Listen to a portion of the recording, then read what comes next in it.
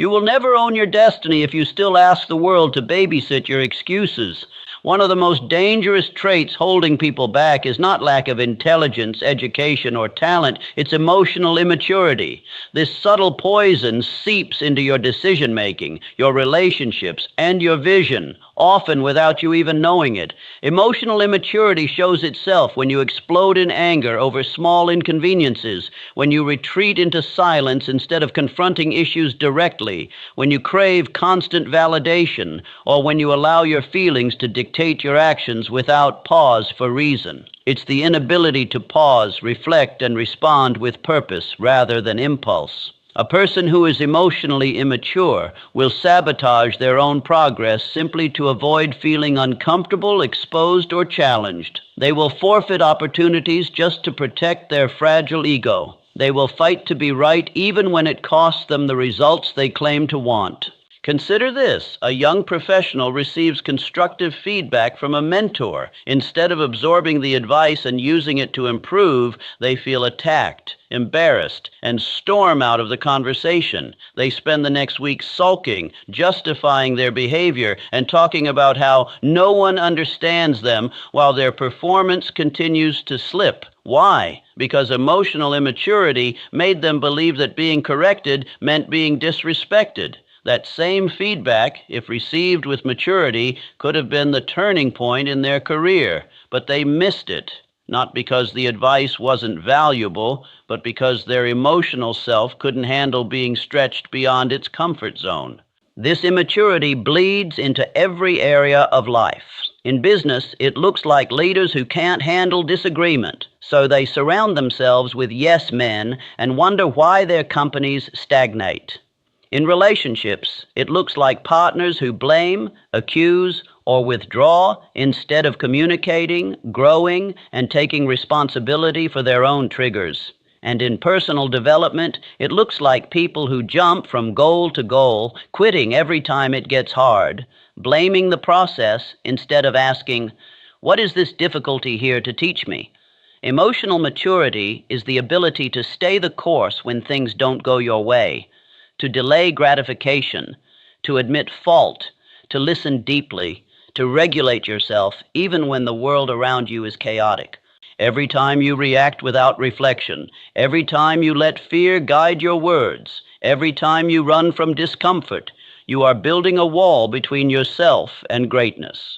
The world may reward the loud and the clever in the short term, but long-term success, true influence, and inner peace belong to those who have grown past the knee-jerk responses of childhood and taken full command of their inner life. Emotional maturity is not perfection, it's power. It's not that you never feel weak or wounded. It's that you know how to move through those emotions without becoming enslaved by them. Until you reach that level of mastery, you will keep repeating the same cycles, attracting the same frustrations, and wondering why progress eludes you.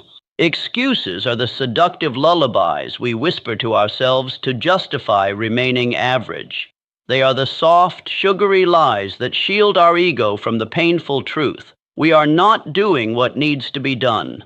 Just like a pacifier keeps a baby quiet without feeding it, excuses keep adults calm without feeding their progress. They are nothing more than coping mechanisms dressed up as logic, emotionally comforting, but ultimately useless. And the danger isn't that people make excuses, it's that they believe them. They build their entire identity around them. They protect them, defend them, even admire them. I would start that business, but now's not the right time. I could lose the weight, but I'm just too busy with work and kids. I know I need to change, but it's hard when you've had a rough childhood. On the surface, these statements sound reasonable. They sound like valid explanations, but look beneath them, and you'll find the same truth repeated. I'm choosing comfort over growth. Let me show you how excuses operate in real life. Take a man who says he wants to get in shape. He buys the gym membership. He follows a few fitness pages on social media, maybe even buys new running shoes. But when the alarm rings at 6 a.m., he hits snooze and tells himself, I didn't get enough sleep last night, I'll go tomorrow. That tomorrow becomes next week, then next month, then never. All the while, he tells himself he's trying. He tells himself he's just too tired or too busy. But what's really happening is this. The excuse, I'm tired, is easier to swallow than the truth. I lack discipline. The excuse is a pacifier. It soothes his guilt, quiets the internal discomfort of not living up to his own standard, and helps him avoid the mental growing pains that come with true transformation. Excuses are often socially reinforced. People will cheer you on for having a good reason to stay the same. If you say you can't go after your goals because your parents didn't support you, or your boss is too demanding, or the economy is tough right now, most people will nod in agreement. They'll validate your struggle, sympathize with your pain, and unintentionally reinforce your stagnation. Why? Because your excuses comfort them too. If your excuse is valid, then theirs might be as well. They don't want you to rise because it reminds them that they chose to stay seated. Excuses are contagious, and they spread fastest among those who are addicted to mediocrity. But here's what makes excuses so dangerous. They give you the illusion of effort without the reality of results. You can spend years convincing yourself you're working towards something while making zero actual progress. You read books, attend seminars, talk about your plans endlessly, but as long as you keep pacifying your inner discomfort with another reason why now isn't the right time, you remain stuck.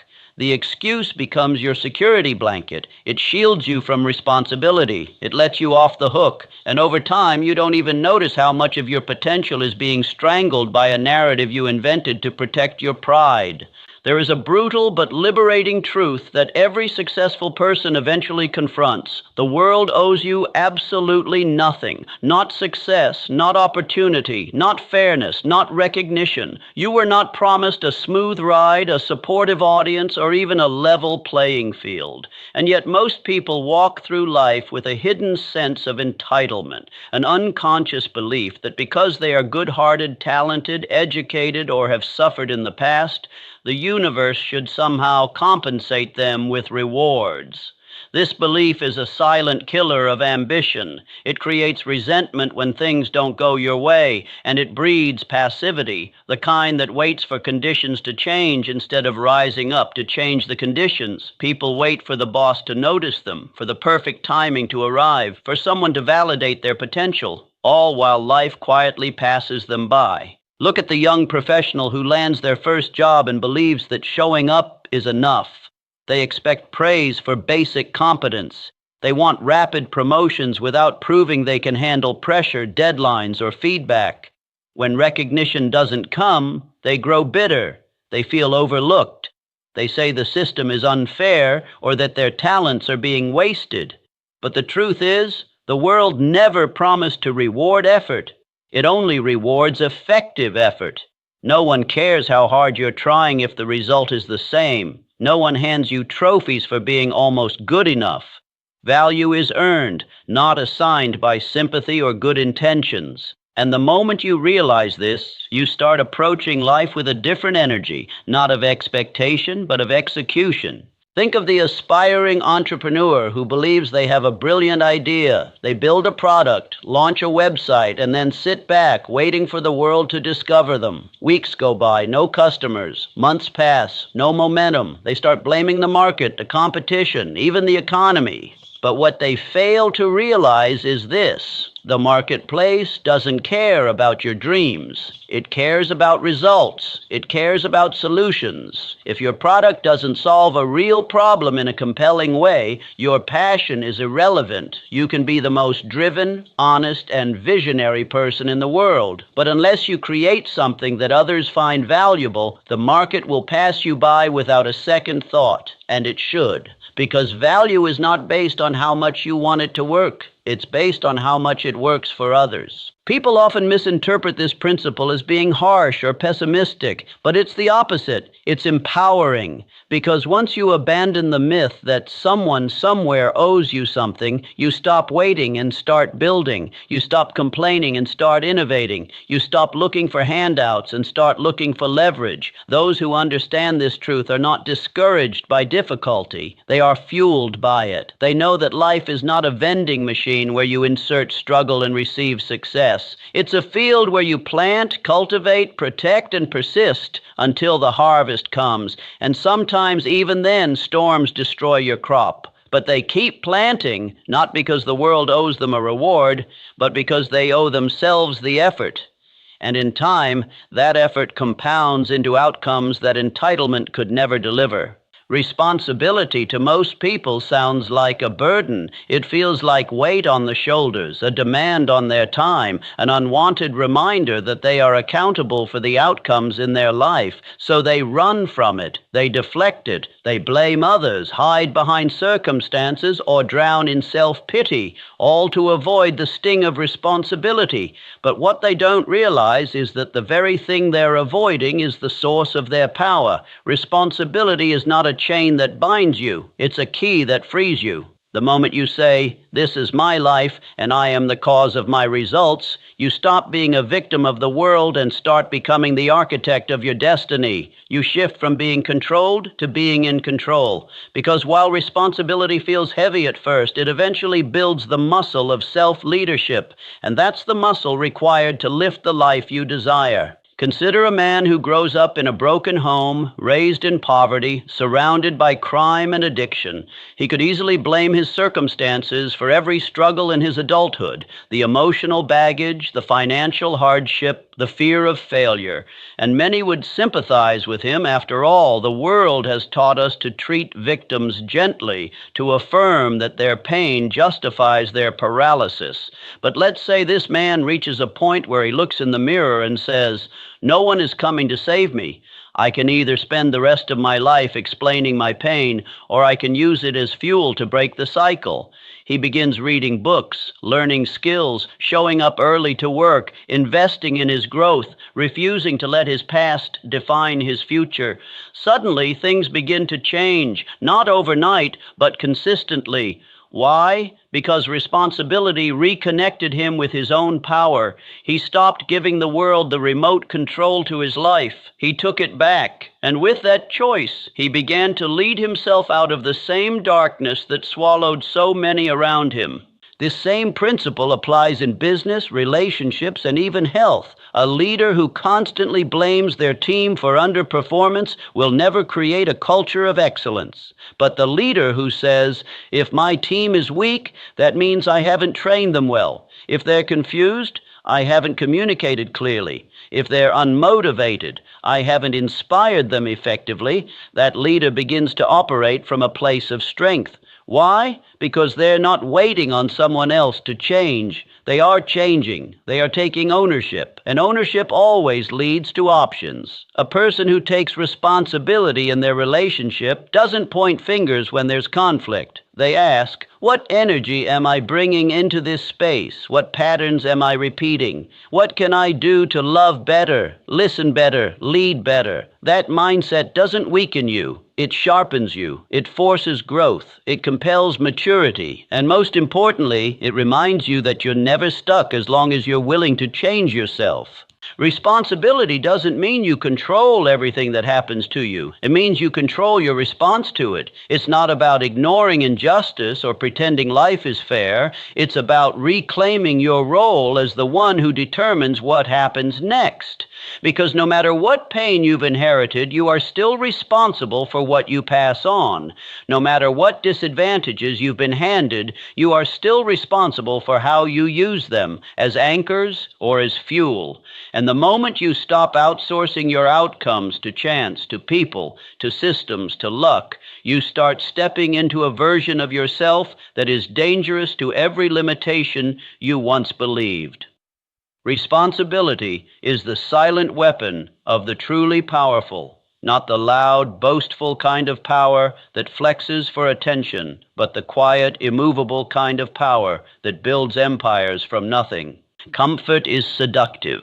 It wraps itself around you like a warm blanket, lulls you into routines that feel safe, predictable, easy. It rewards you with momentary pleasure, scrolling through your phone instead of reading something that challenges you, sleeping in instead of training your body, procrastinating instead of tackling the hard task. Comfort whispers lies that sound like truth. You deserve a break. You've done enough. There's always tomorrow. But behind that sweet voice is a trap, because comfort, while pleasurable in the short term, is a thief in the long run. It steals your ambition, dulls your instincts, and turns potential into regret. It's a drug, addictive, numbing, and deeply dangerous, because it lets you feel fine while your dreams silently die.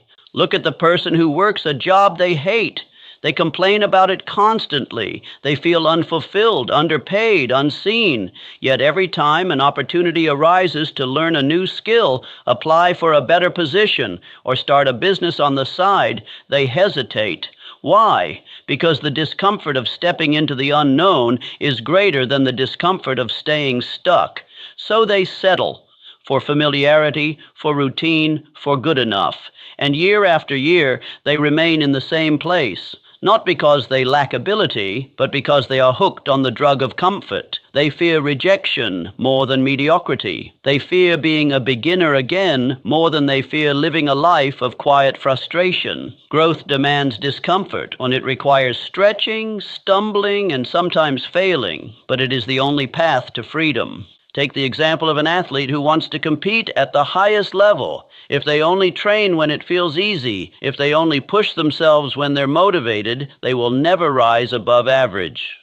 Growth for them means pain, sore muscles, long hours, strict discipline, constant adjustments. It means confronting their own limits and pushing through them repeatedly. But over time, that pain produces power. That sacrifice sharpens skill. And while others are numbing themselves with comfort, sleeping in, binge eating, skipping the hard days, the athlete is becoming something rare, a person who values who they are becoming more than how they feel in the moment. They understand that comfort is an illusion, that the life they want is waiting on the other side of resistance. The same is true in personal development. People say they want confidence, courage, self-respect, but those are not traits you're born with. They are forged in the fire of difficult decisions. You don't become confident by reading about confidence. You become confident by doing things that terrify you and surviving them. You don't build courage by avoiding risk. You build it by walking into situations where you're unsure and doing your best anyway. Growth doesn't feel good while it's happening. It feels uncertain, awkward, exposing. It forces you to question your assumptions, unlearn old habits, and abandon familiar comforts. But it is the only cure for a stagnant life. The longer you delay discomfort, the longer you delay the life you're truly capable of living. And slowly, without realizing it, comfort becomes your cage. Soft on the inside, but impossible to grow inside of.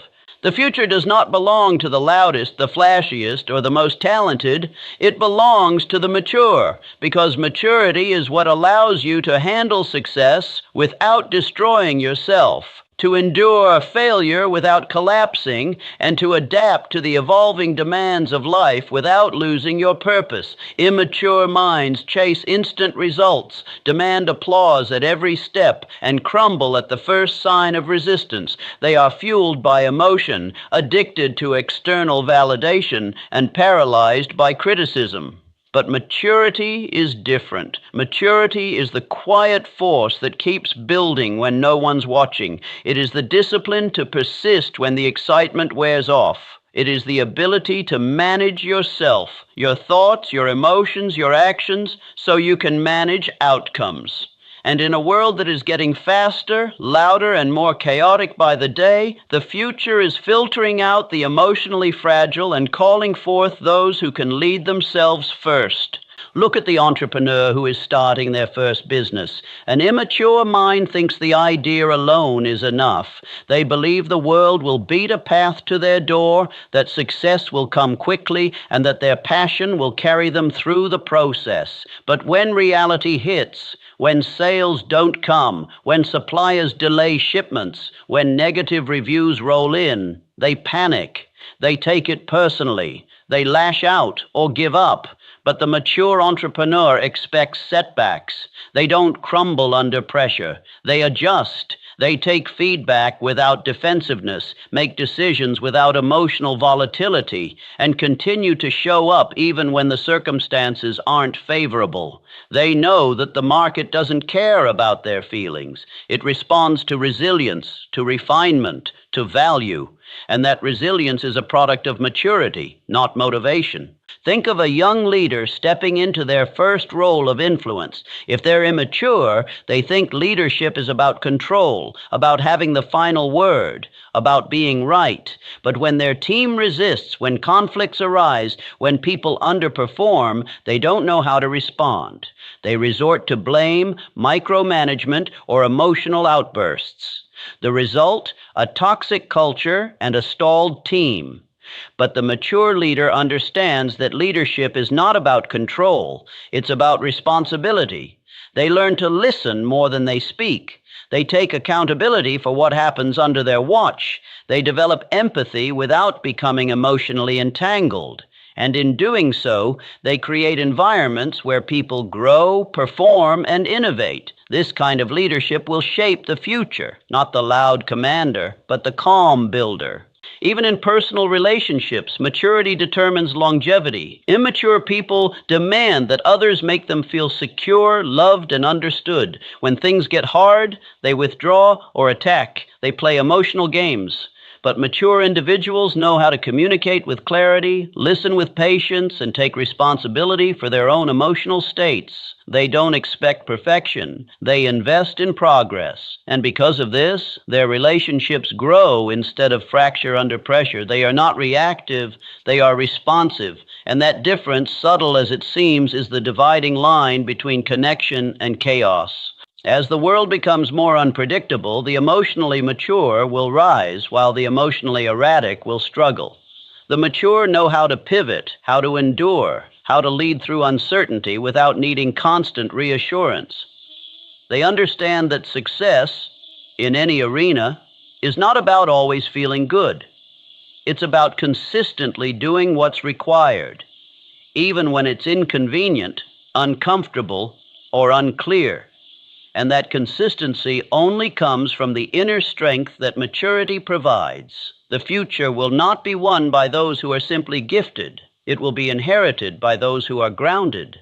You were not born to be average. You were not designed to live small. But if you want the crown, you must grow into the character that can wear it. No more excuses, no more delays. It's time to grow up and go claim what's already yours.